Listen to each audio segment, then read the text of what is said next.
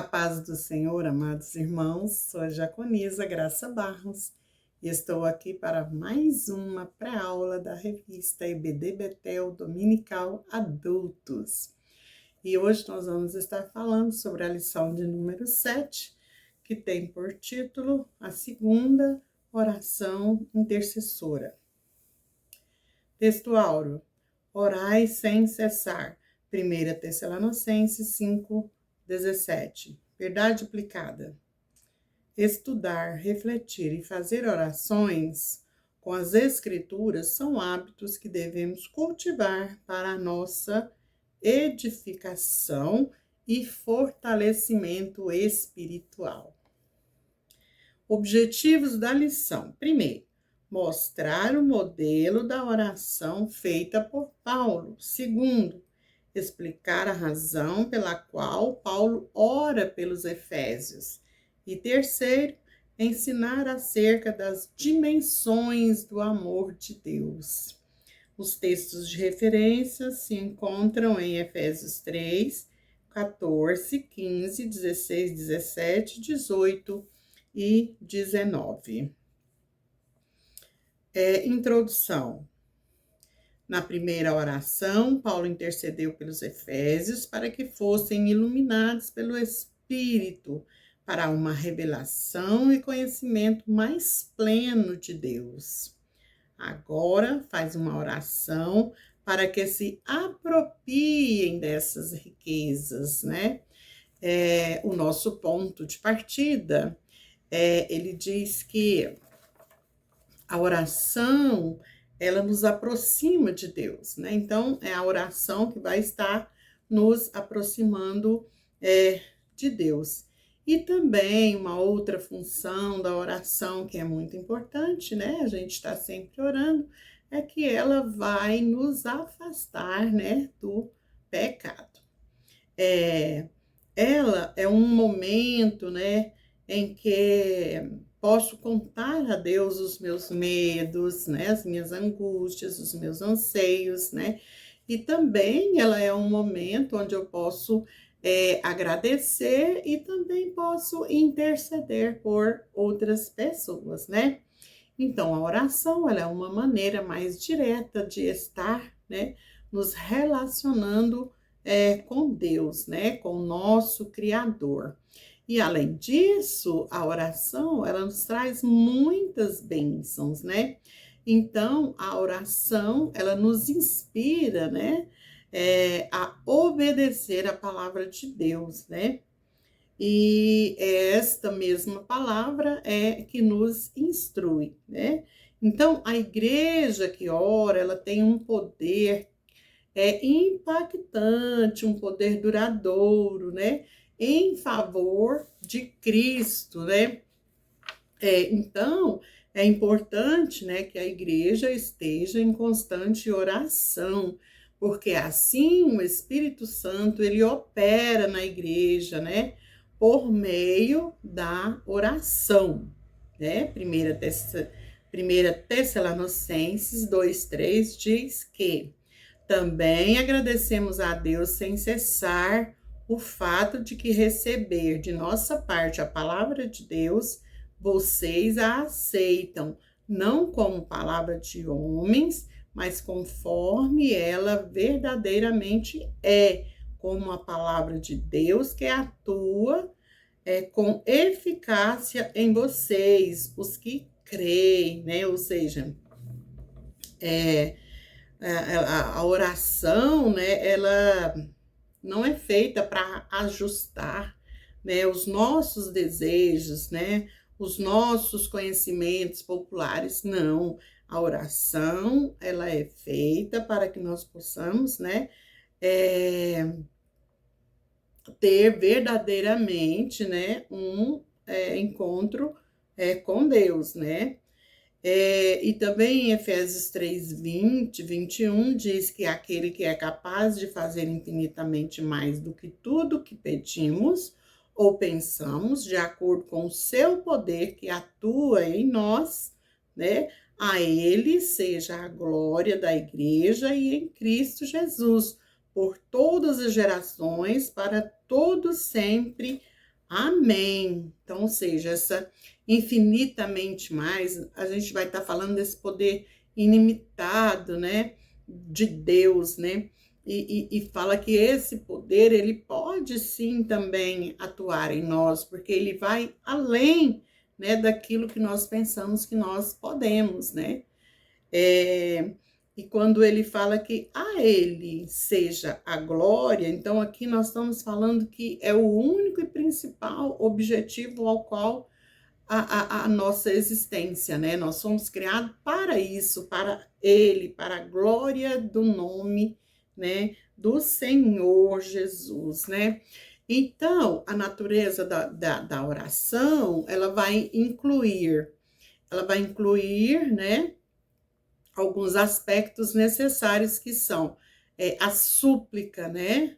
Que é onde eu vou estar contando para Deus as minhas necessidades, minhas angústias, né? Tudo aquilo que está afligindo o meu coração. Quando também, né? Essa natureza também inclui as orações, ou seja, no sentido de adoração, de agradecimento, né, ao Senhor, e também fala a respeito da intercessão, a qual nós vamos estar falando, né, nesta lição, que é um pedido, né, um pedido de favor para outras pessoas, né? E essa também tem uma ação de graça, que é um momento onde nós vamos estar, né, fazendo esse agradecimento por tudo que Deus fez e por tudo que Ele faz para nós, né? Filipenses 4:6. Não andem ansiosos por causa algumas, mas em tudo, pela oração e súplica com ação de graça apresentem seus pedidos a Deus. Então, essa questão de ansiedade, ela está falando dessa questão que às vezes, né, nós somos egocêntricos, achamos que nós podemos, por nós mesmos, por nossas forças, resolver os nossos problemas, e com isso a gente só vai ficando cada vez mais ansioso, mais angustiado, né?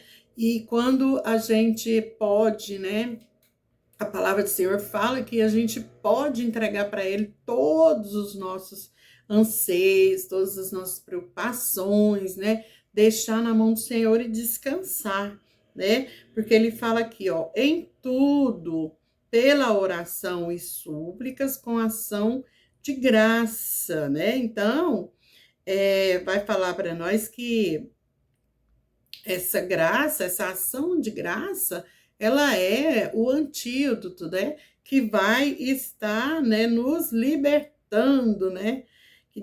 De todas essas preocupações, porque nós sabemos que a ansiedade, né? A ansiedade e a oração, elas se opõem, né? Então, são forças, né, que nós vemos no dia a dia do crente, né? Então, são experiências de vida cristã que nós temos. Ao mesmo momento que nós estamos angustiados, estamos ansiosos, nós vamos buscar ao Senhor e dessa maneira nós vamos receber, né, da parte de Deus, né, a solução para os nossos problemas. Então, ansiedade e oração, elas se opõem. Então, é uma luta constante, né? Então, essa oração, ela tem como objetivo, primeiro, nos aproximar de Deus, né? E também nos ajudar a manter, fazer uma sociedade, né, de paz, né? Homens de bem, mulheres de bem, né?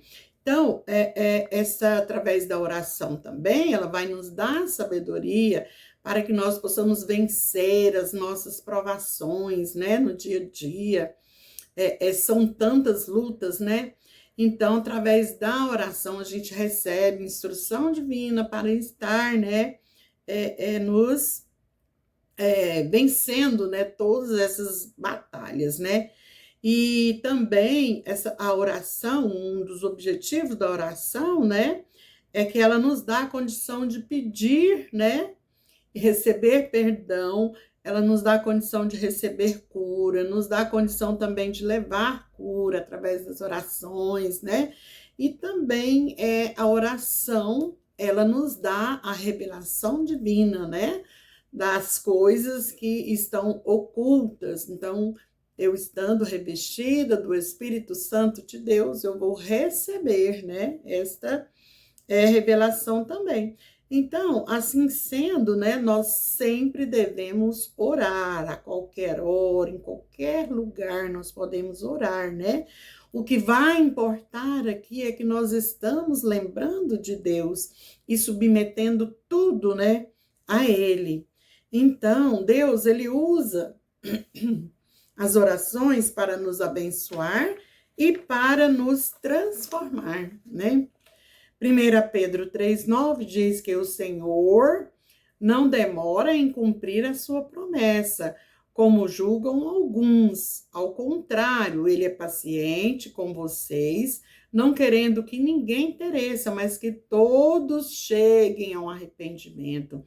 Então, esse é o objetivo do Senhor, através da oração, né? Enquanto a gente está orando e pedindo ao Senhor, Ele está trabalhando para nós, né? Então, nós temos que crer nisso, que Deus é paciente, que Ele espera, né? Ele espera que todos um dia chegam ao arrependimento, né? Porém,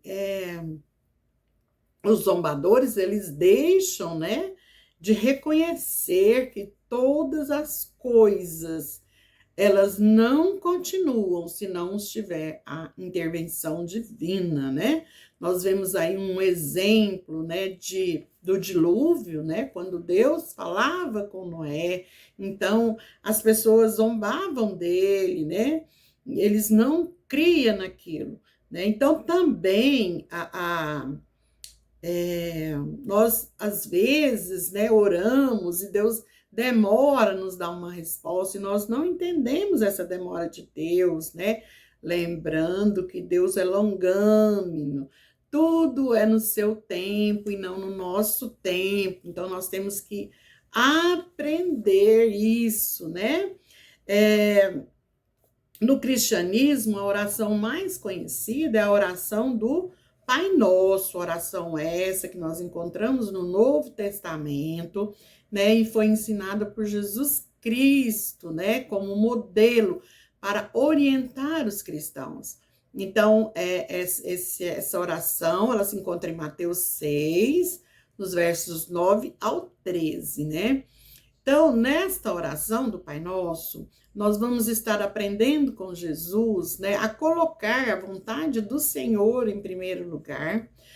Nós vamos estar aprendendo também a fazer pedidos, estamos aprendendo a pedir perdão, né?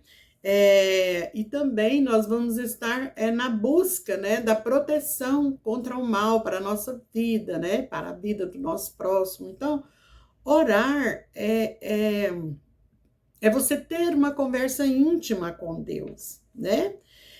Mateus 6,7 diz assim: e quando orarem, não fique sempre repetindo a mesma coisa, como fazem os pagãos, né? Eles pensam que por muito falarem serão ouvidos. Então, é por isso que Jesus nos ensinou esta oração do Pai Nosso, para que nós, né, aprenda a orar, a conversar com o nosso Pai, como se nós estivéssemos conversando com um dos nossos amigos, né? Porque nós, ao chegar ao Senhor, nós temos que conversar com Ele, né? Todas as nossas angústias, nossos anseios, colocar, né, na presença do Senhor, porque é só Ele que pode nos dar, né, uma resposta, só Ele que pode dar solução para todas as nossas indagações, para todos os nossos questionamentos, né, para tudo aquilo que nos aflige, né? Então, o modelo ideal para se achegarmos a Deus é através da oração, né? Então, ela é um privilégio que Deus nos concede, né, para estarmos próximo dele, né? Neste contexto, a oração de Paulo, né, ele ora intercedendo pelo fortalecimento dos crentes em Efésios, né? Então, ele está fazendo uma oração intercessora ali, né? Então, nós vamos ver aqui que a oração de Paulo, ela é uma oração intercessora, ou seja, a oração intercessora, ela não nasceu agora, desde os primórdios a gente já percebe, né, lá com Abraão, Moisés, Samuel, Elias, né, e tantos outros que oraram intercedendo pelos outros.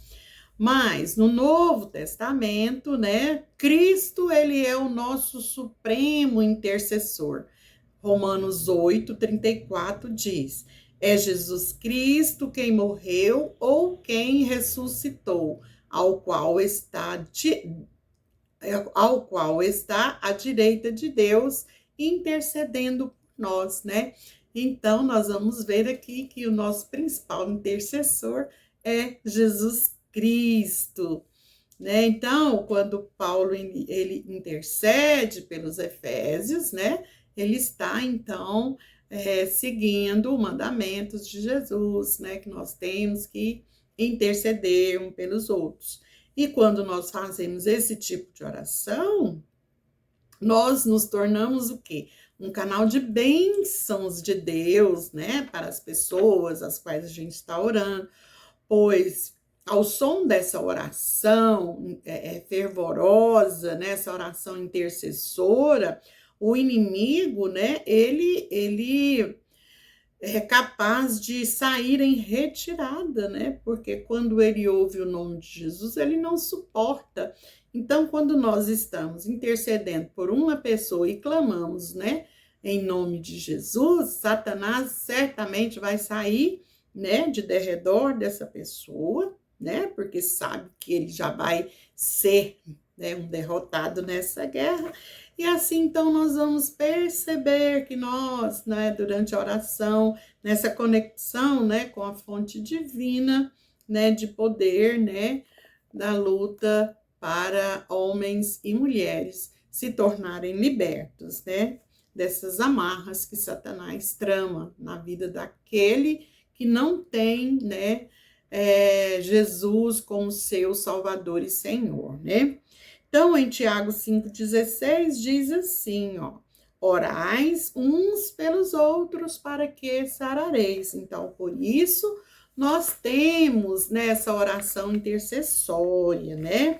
Efésios 6,12 também está dizendo que a nossa luta não é contra seres humanos, mas contra poderes e autoridades, contra os dominadores deste mundo de trevas, contra as forças espirituais do mal nas regiões celestiais. Então, aqui nós vamos ver que a nossa luta não é contra a pessoa humana, mas sim contra esses principados, né? Com esses príncipes das trevas, ou Satanás, né? E seus anjos, né?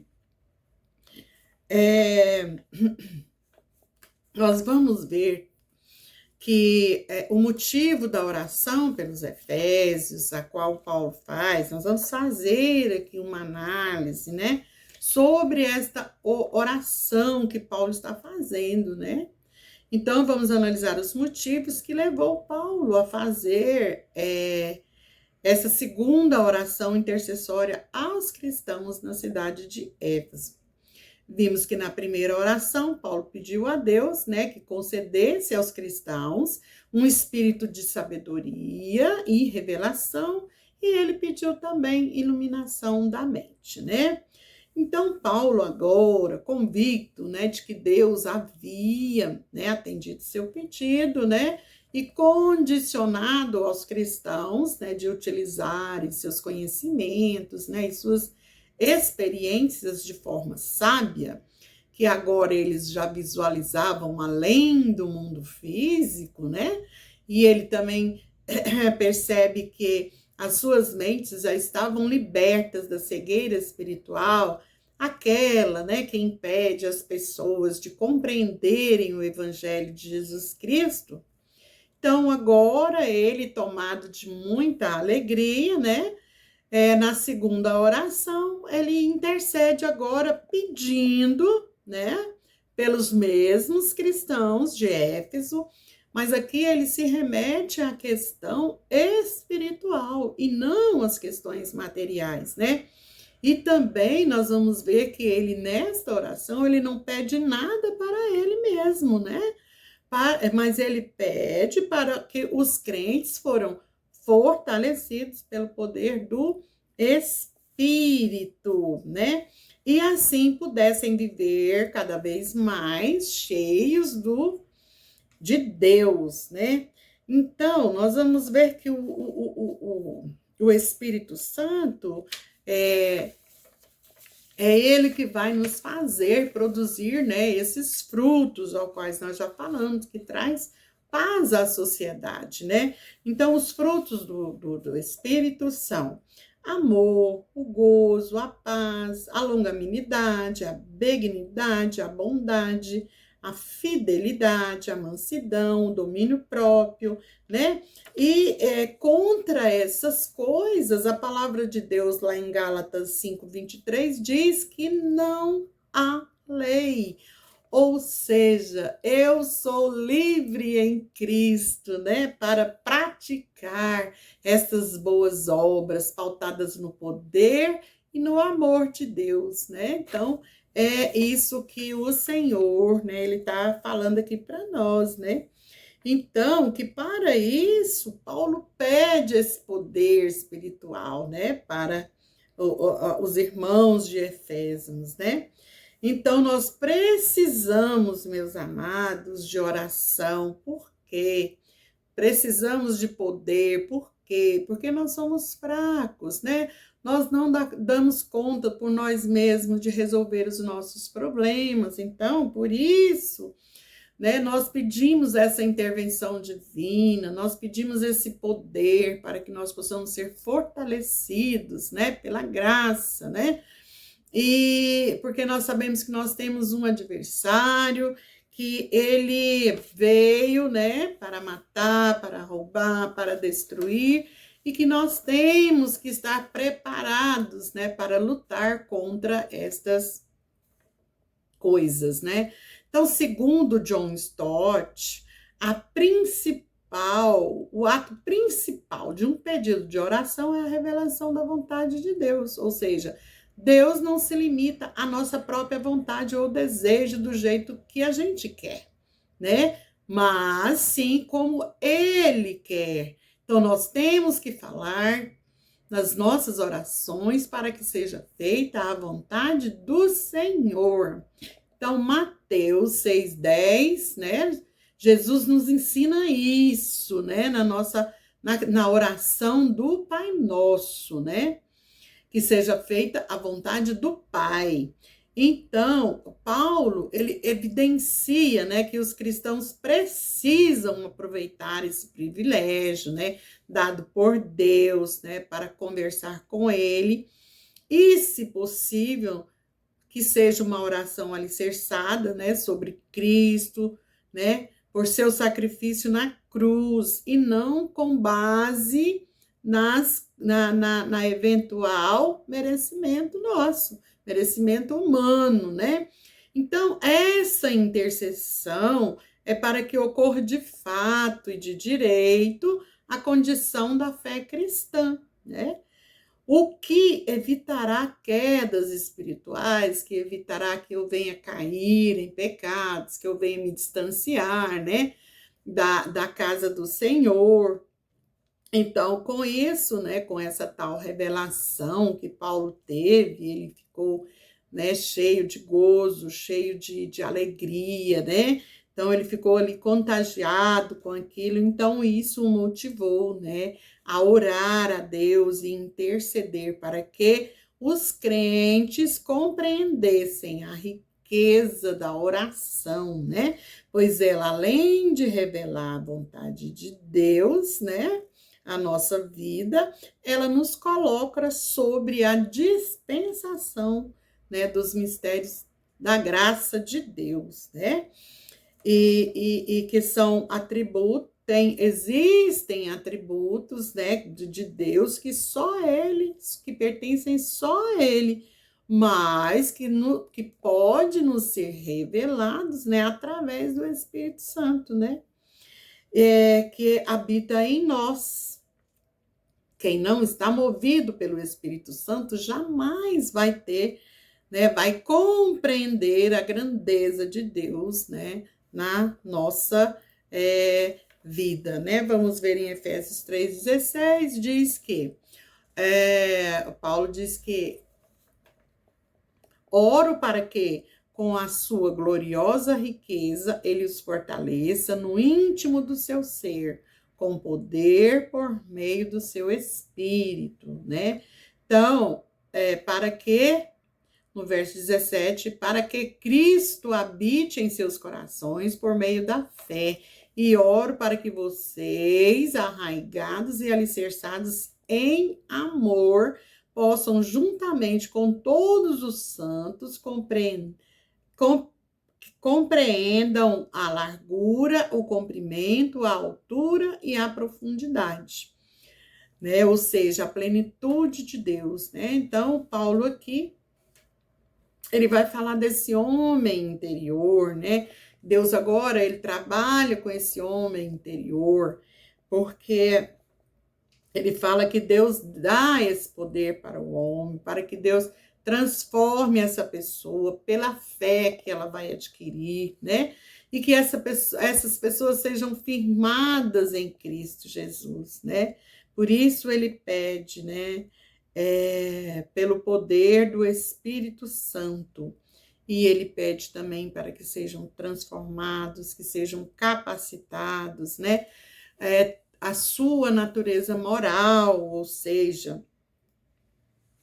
aqui em 2 Coríntios 4,16, vai dizer para nós que, por isso, não desfalecemos, mas ainda que o nosso homem exterior se corrompa, o interior, contudo, se renova de dia em dia, né?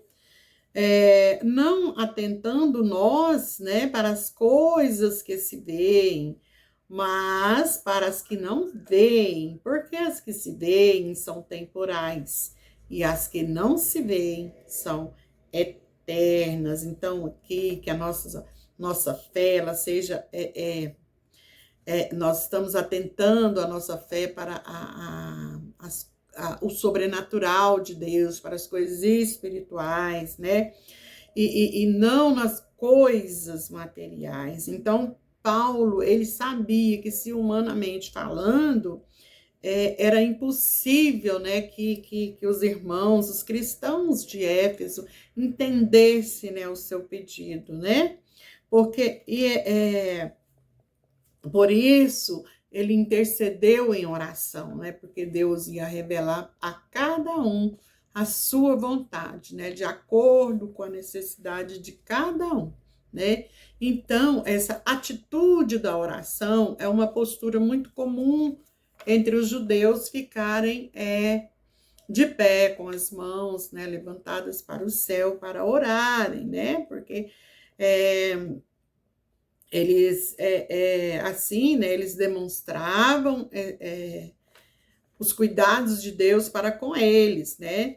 Então, Paulo, ele demonstra um outro tipo de postura, né? De atitude, de oração. Então, uma delas é que ele ajoelha, ele prostra diante do Senhor, né? Ele prostra diante do Senhor para demonstrar uma atitude de humildade, né? Diante de Deus, do Supremo Soberano do Universo. E nós vamos ver que no contexto bíblico, em nenhum lugar nós vamos encontrar uma forma correta de estar fazendo a oração, né? A palavra não fala para nós, ela não sacraliza para nós, tem que fazer assim, assim, assim, né? Então, nós acabamos de ver ali que nós somos livres em Cristo Jesus, né? Então, nós temos que fazer aquilo que ele tem preparado para nós, né? Então, o Salmo 95, no verso 6, fala assim: venham, adoremos prostrados e ajoelhados diante do Senhor, né? O Criador.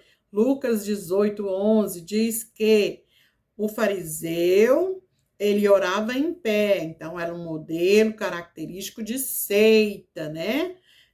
desse modo, eles seriam caracterizados como santos. Então, para eles era dessa forma, né? Diante disso, então, dessas posturas, né, de oração, nós vamos ver que nós podemos orar da forma, né, que nós tivermos condição. Pode ser de joelho, pode ser sobre os pés, pode ser deitado, sentado, né?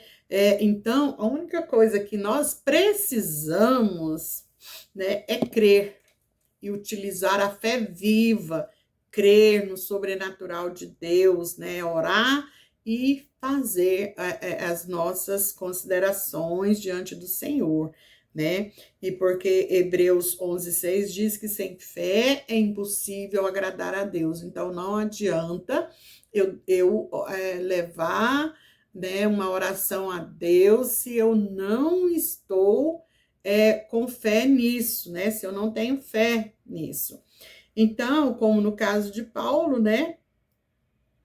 Durante a sua oração, ele chama o Senhor de Pai, numa demonstração ali, né? De uma relação de amor, de comunhão, de preocupação com o filho, né?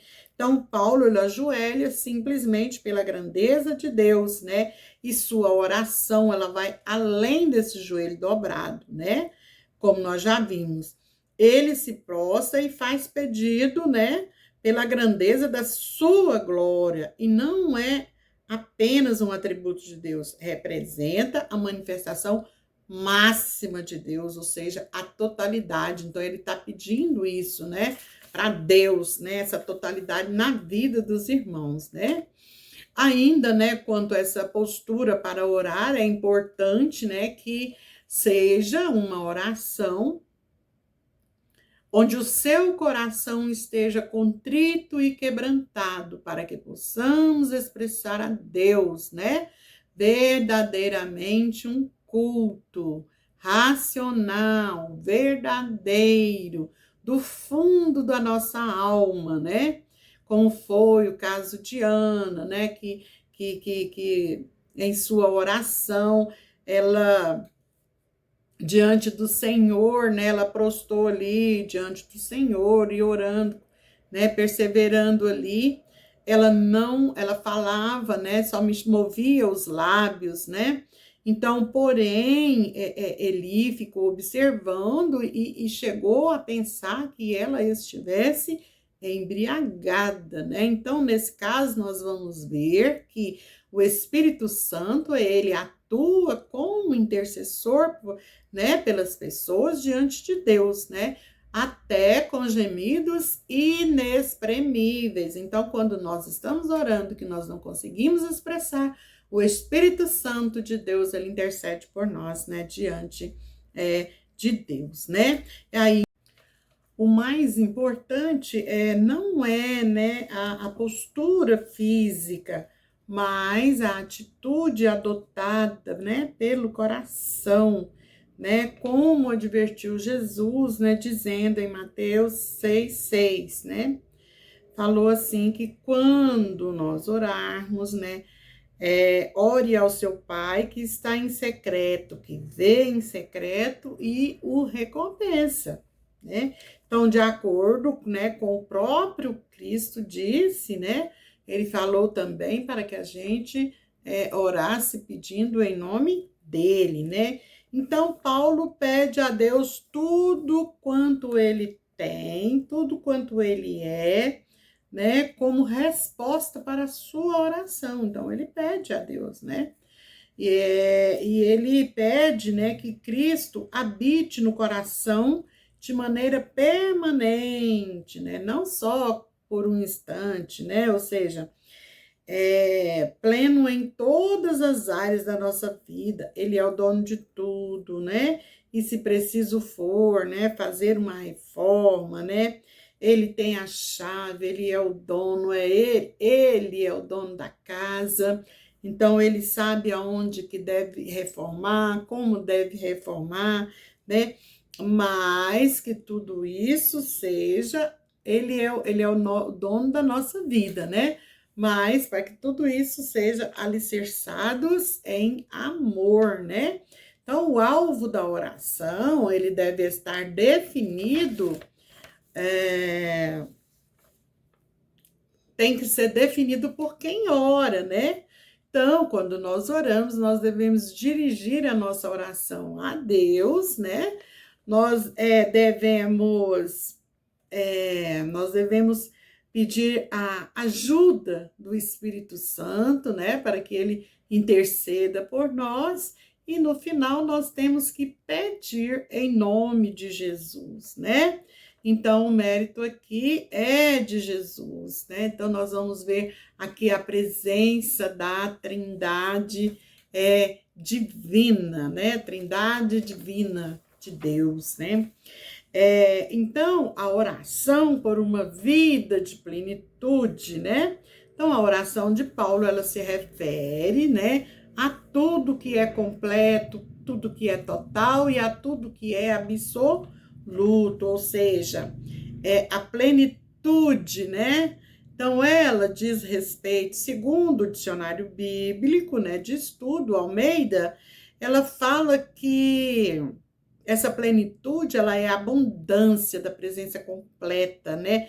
Do tempo certo de Deus agir, da liberdade às pessoas, à lei, né? E a escravidão do pecado. Então, essa plenitude, ela tá, né, recheada, né, com essas coisas, né? Maravilhosas aí. Então, segundo o dicionário da língua portuguesa, né, a plenitude, ela diz respeito a um estado interior, né? Um estado interior, né? Completo, na totalidade, na integridade, né? Então, aqui nós vamos ver aqui o sacrifício de Jesus na cruz foi para nos dar a sua plenitude, né? Através da graça. E então nós estamos, né, habilitados a desfrutar desta plenitude, né? A oração por uma vida de plenitude, né? Paulo se refere a tudo que é completo, total e absoluto, né? Então, nós vamos ver aqui que a fonte dessa plenitude, ela fala de abundância, né? Quando ela diz respeito da alegria de viver. Salmo 16:11 vai falar para nós, né? Tu me farás conhecer a vereda da vida e a alegria plena da tua presença, eterno prazer à tua direita, né? Então, essa abundância, né, também, ela pode ser também, né, como a vontade de Deus na nossa vida. É Ele quem vai estar nos proporcionando essa abundância, né, de acordo com os nossos merecimentos, né, nosso merecimento não, de acordo com a graça dele para cada um de nós, né? Perdão, viu, irmãos? Nada, não somos merecedores de nada.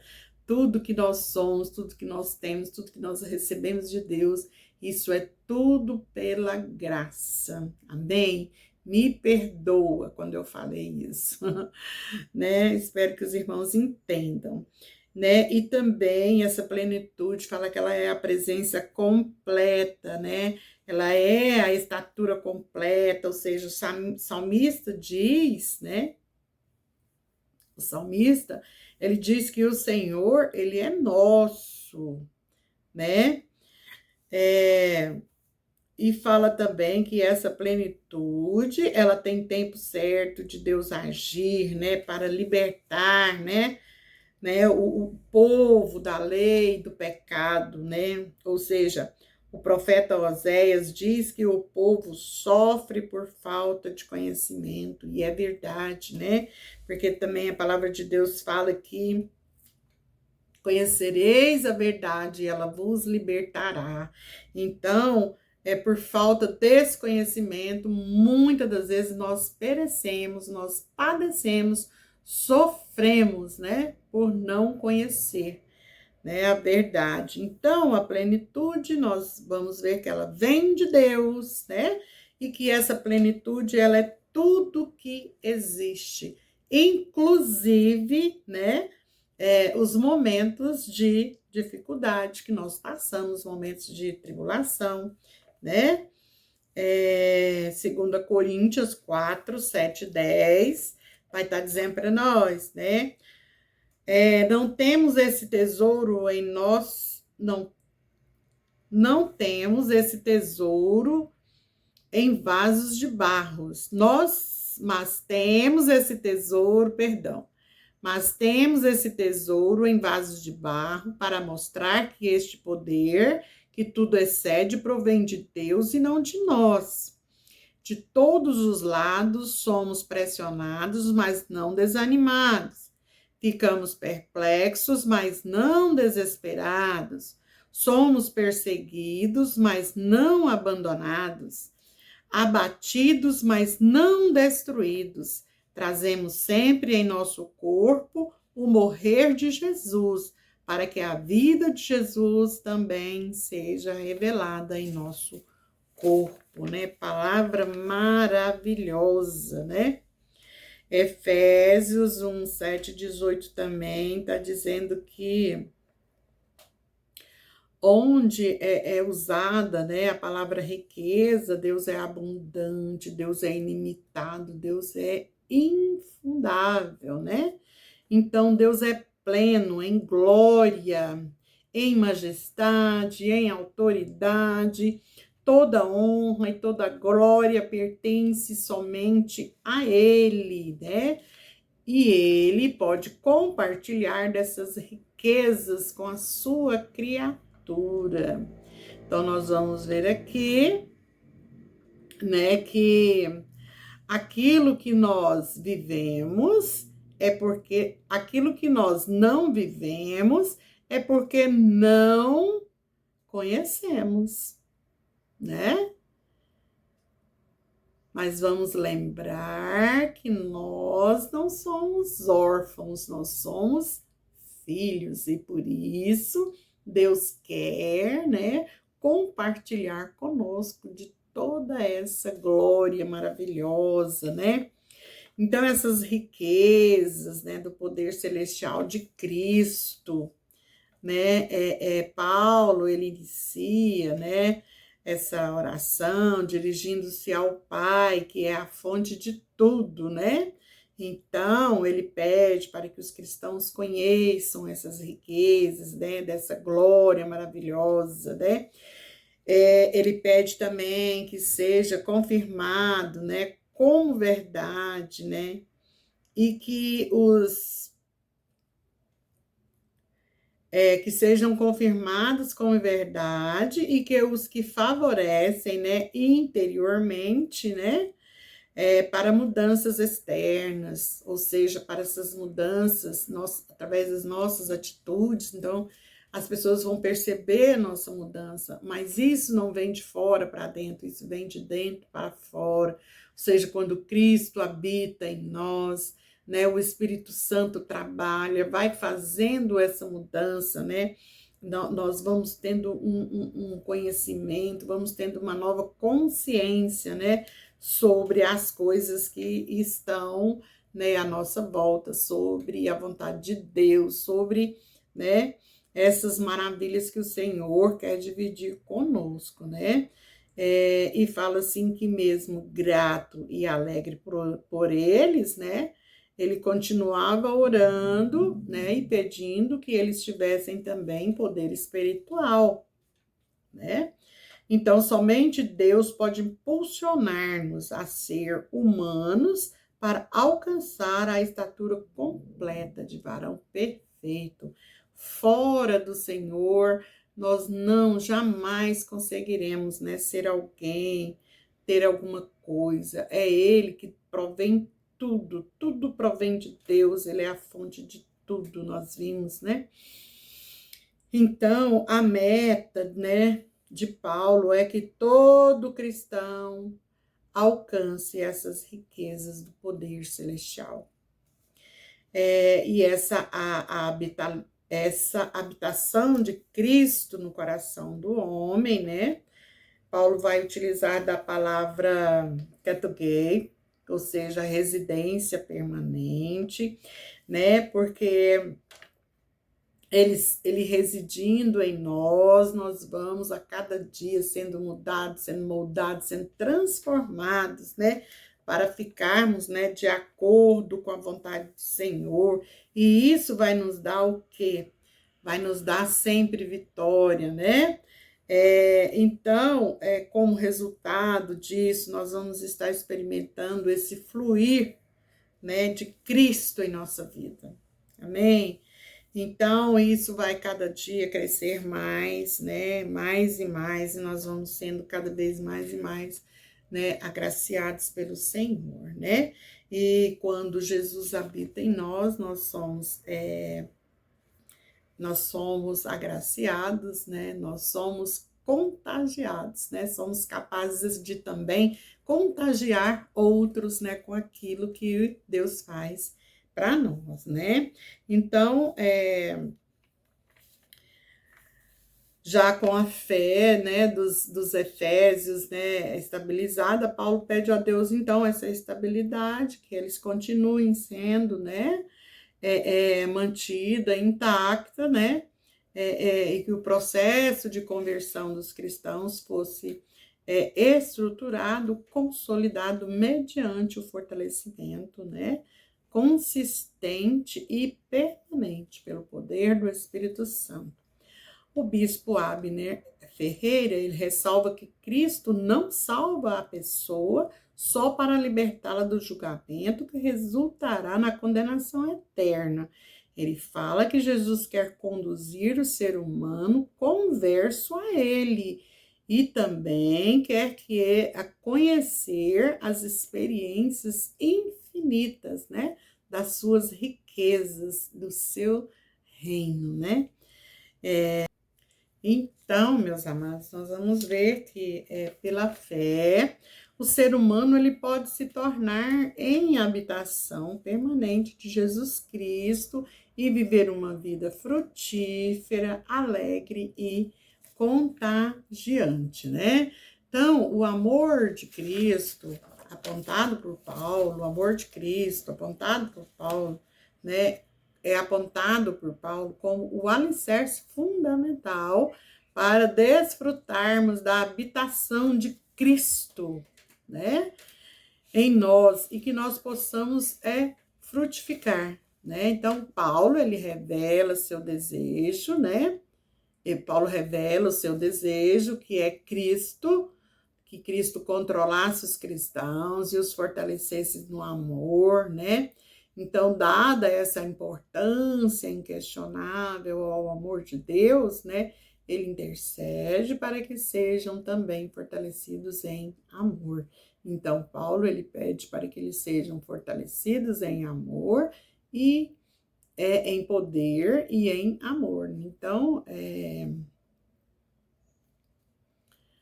do contrário, uma pessoa, ela pode ser forte, pode ser poderosa, pode ter autoridade, pode ser uma pessoa alicerçada, né? Mas se ela não tiver esse amor, o resultado dessa pessoa vai ser só sofrimento, vai ser só opressão, né? Então, nós só vamos encontrar nessa paz, todas essas riquezas, se nós estivermos pautadas, né, no amor de Jesus, né, no amor que Deus tem por nós, né. Então, meus amados, para expressar, né, a qualidade desse amor, né, usamos os termos, o Paulo usa os termos arraigados e alicerçados, ou seja, ele está usando aqui a botânica e a arquitetura, né? Quando ele fala arraigados, ele se remete a uma árvore com raízes firmes, né? Capazes de resistir um vendaval, uma tempestade, né? Então, ele quer que o crente seja assim, arraigado, que ele crie raízes, né? E também, quando ele fala da arquitetura, ele está falando daquela casa edificada na rocha, alicerçada, que dá condição de segurança para os seus moradores, né? Então, é isso, né, que acontece. O homem prudente, né, lá de Mateus 7:24, que edificou sua casa sobre a rocha, né? Então, quanto mais a pessoa ela fica num lugar, quanto mais ela permanece, mais ela cria raízes profundas, né? Ela vai sendo mais influente, ela vai sendo mais informada, né? Ela vai sendo mais importante naquele lugar. Então, é assim, né? Quando Jesus, né? Ele tá fazendo morada em nós vamos modificando, né? Assim, nós vamos nos tornando essa pessoa parecida com Jesus. Quanto mais você, né, fica com Jesus dentro de você, mais você vai, né, criando esta condição, né?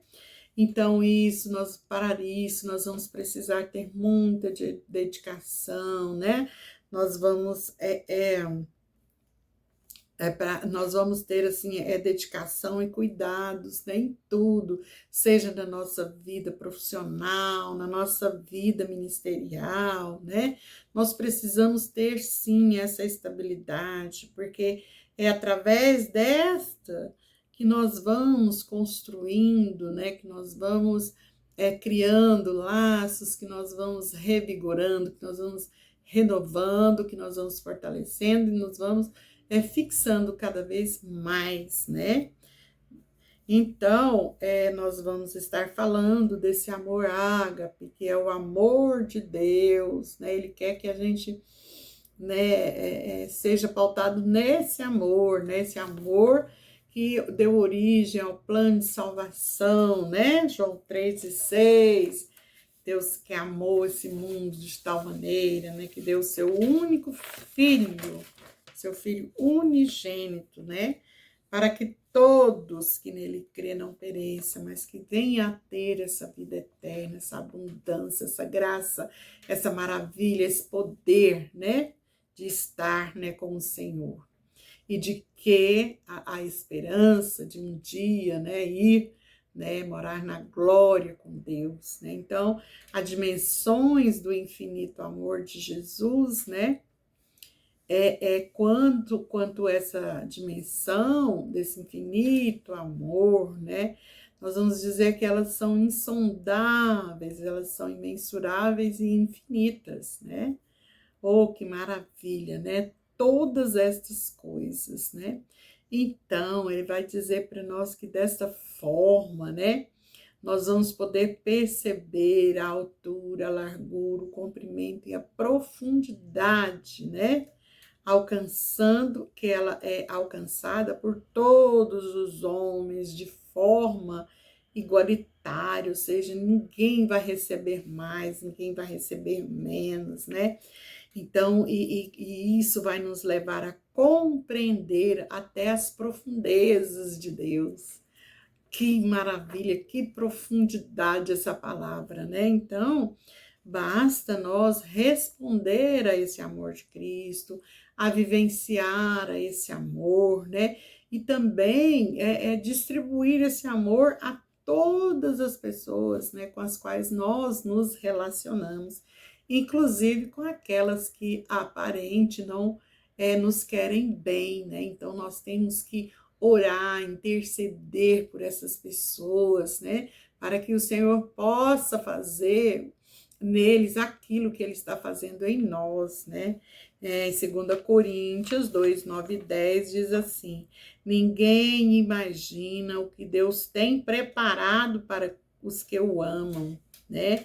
Mas Deus o revelou a nós por meio do Espírito. E o Espírito sonda todas as coisas até as profundezas de Deus. Muito profundo, oh Espírito Santo, que maravilha, né? Que bênção essa lição está sendo para a nossa vida, né? Então, segundo Elianai Cabral, diz que essas dimensões infinitas é como é como viajar pelo espaço sem fim, né? É viajar por toda a eternidade e nunca vai encontrar um limite. Oh, Deus é grande, Deus é poderoso, né? Muito maravilhoso pensar em tantas coisas que o Senhor tem para nós, né? Então, nós vamos ver que a iluminação do entendimento, né? Ela está pautada na oração. Então, a natureza caída do homem impede ele de ver as coisas, né, do mundo espiritual. Mas a palavra, ela é estabelecida, a palavra, ela estabelece a diferença entre o homem espiritual e o homem natural. Por quê? Porque o homem espiritual, ele vai adquirir esse entendimento, né, ou seja, no seu coração, né, desse homem interior, né, onde vai estar os nossos pensamentos, nossas emoções, os nossos sentimentos, nossas vontades, né? Então nós vamos saber digerir tudo isso e posteriormente isso vai ser gerado em ações. Então ele fala que o homem natural, né, ele não pode ver as coisas com esse olho espiritual, ou seja, né, esse olhar iluminado, né, o homem natural, ele não tem condição nem de ver e nem de agir no mundo, né, dessa forma. Então, né, para que isso aconteça, basta que a pessoa ela permaneça em Cristo, né? Que ela permaneça em Cristo e toda a vida ímpia e imoral vai ficando para trás, né? Quando nós aceitamos a Jesus como nosso Senhor e Salvador, isso acontece na nossa vida, né? Então, nós devemos criar momentos a sós com Deus, buscando sabedoria, relevância divina, iluminação da mente, fortalecimento e ser cheio do Espírito Santo de Deus para que exale em nós o amor de Deus. Amém. Fique com Deus, fique na paz.